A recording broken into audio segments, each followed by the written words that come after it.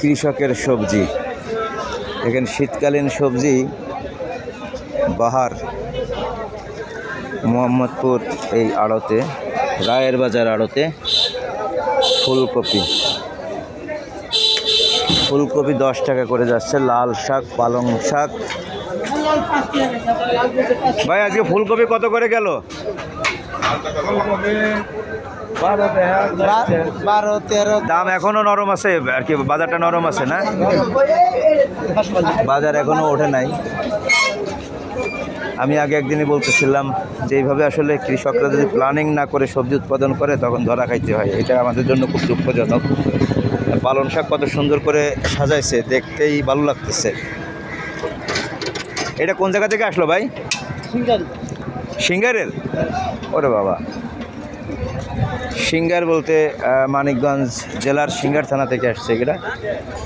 এদিকে ব্রোকলি আছে, ধনেপাতা, ধনেপাতা সরি, এটা হচ্ছে, নামটা আমি বলবো না, আপনারাই বলেন। গাছ যদি চিনে থাকেন নামটা আপনারাই বলবেন, আপনাদের জন্য রেখে গেলাম। ভাই ব্রোকলি কত করে যাচ্ছে আজকে? 15 টাকা। হ্যাঁ না, দামটা একটু জিগালাম। তোমারে কম দি মুখ পাতলা লাগবে এটা কোনে কে বাজার কি নরম যাচ্ছে নাকি? বাজারে আমার লাগে অনেক। তাই না? কোন জায়গার এটা? সাভারের।